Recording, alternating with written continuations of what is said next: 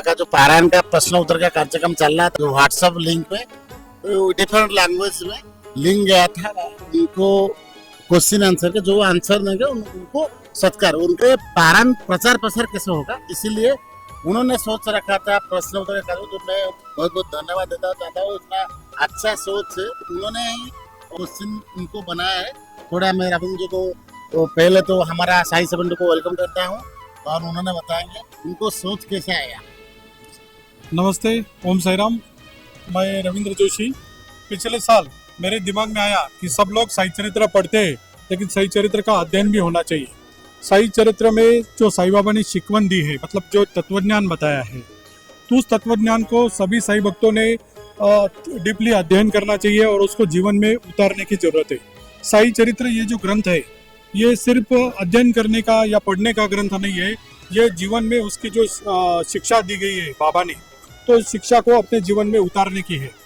पिछले साल जब गाड़ीलकर साहब ने इस जो मेरे जो प्रोग्राम बनाया परीक्षा का, पारायण परीक्षा, तो उसको अनुमति दी थी। इसका इम्पैक्ट ये हुआ कि सभी साई भक्त पूरे दुनिया भर के इस साई चरित्र का अध्ययन करने लगे और अध्ययन करके ठीक ठाक उनको एग्जाम देने लगे। एग्जाम भी बहुत हमने सोच समझ के बनाई है कि किसी को भी आउट ऑफ मार्क नहीं मिल सकता। कोई कितना भी डीप नॉलेज हो, उसको आउट ऑफ मार्क नहीं मिल सकते। दूसरी चीज, मैं धन्यवाद देना चाहूँगा श्री गोरक्ष गाड़ीलकर साहब को कि जिन्होंने इस प्रोग्राम को सम्मति दी। परीक्षा देनी चाहिए, सब लोगों को परीक्षा में भाग लेना चाहिए, क्योंकि परीक्षा सिर्फ क्रमांक मिलने के लिए नहीं है, परीक्षा सिर्फ बख्शिश प्राप्त करने के लिए नहीं है। परीक्षा का उद्देश्य है कि बाबा ने जो ज्ञान दिया है, बाबा ने जो शिक्षा अपने को दी है, उस शिक्षा को हम सब ग्रहण करें, अपने जीवन में उतारें। बाबा का अच्छा भक्त कौन हो सकता है? ये मेरी मानना है कि जो भक्त साई चरित्र में बाबा ने जो शिक्षा दी है, जो तत्वज्ञान बताया है, जो साई के बताए हुए मार्ग पर चलता है, वही सच्चा पारायणार्थी हो सकता है, ऐसा मेरा कहना है।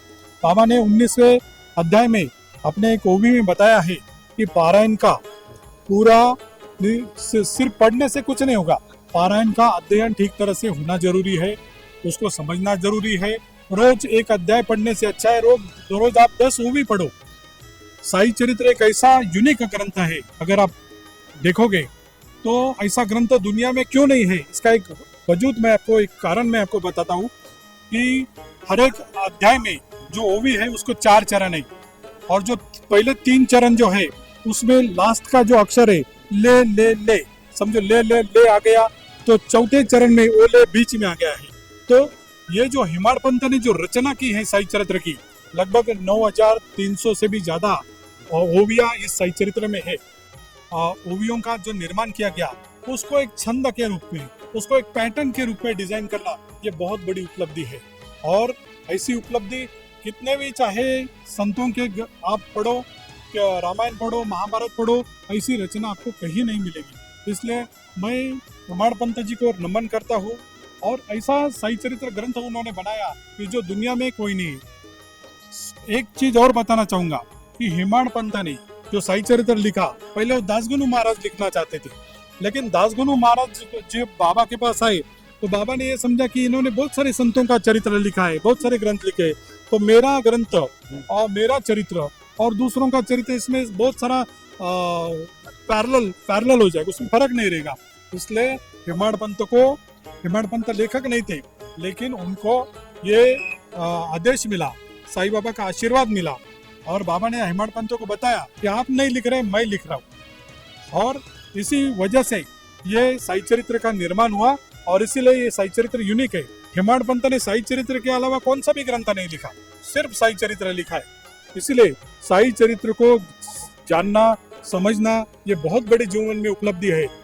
हमारा उद्देश्य है ये जो साई चरित्र की हम परीक्षा लेते हैं कि समाज में हर एक व्यक्ति तक अपने को साई बाबा के विचार पहुंचाने, हर एक व्यक्ति को साई बाबा के बताए हुए मार्ग पर चलने के लिए हमें उनको प्रेरित करना है।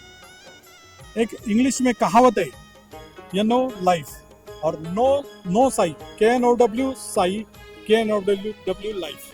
ये स्लोगन हर एक को जीवन में, अपने जीवन में उतारना चाहिए। अगर ये no Sai no life, no Sai no life, ये जो स्लोगन है ये हर एक घर पर, हर एक व्यक्ति के ऊपर, व्यक्ति तक अपने को पहुंचाना चाहिए।